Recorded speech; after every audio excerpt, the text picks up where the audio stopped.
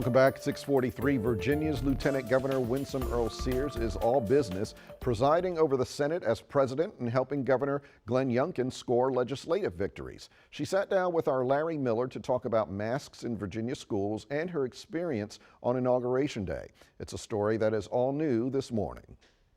I have the honor to present the Lieutenant Governor-elect, the Honorable Winsome Earle-Sears. When Lieutenant Governor Winsome Earle-Sears was introduced to supporters on Inauguration Day, she held her husband's hand and waved to a cheering crowd in her long fur coat.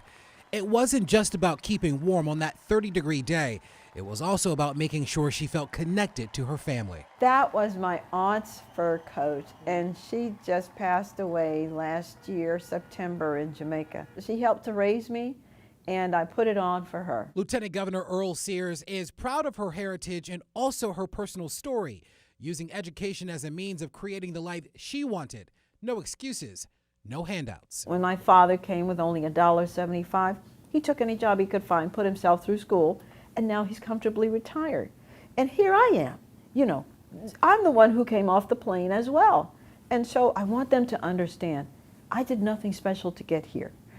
All I did was stay in school and study. Earle-Sears is an advocate for education, having sat on the state's education board, and she also supports historically black colleges and universities and believes competition is the best way to improve performance. Now 3 weeks in office, the administration has made headlines for a series of executive orders. One that's got a lot of attention, Governor Youngkin's order allowing parents to choose whether or not their children wear face coverings while in school. 7 Virginia schools are suing, including several from Northern Virginia. The case will be decided in the state Supreme Court. What he's saying is, let the parents make that decision. If you want to mask, mask. If you don't, then don't. But let the parents have that choice. What do you say to those families that are at home with their children that are immunocompromised and going into these schools where some students are opting not to wear a mask? The school that I visited today, the private school, they closed down for the first 2 months, just as everybody else. And during the early days of COVID, they figured it out. They figured out what to do, and they opened back up again. Their children lost no time.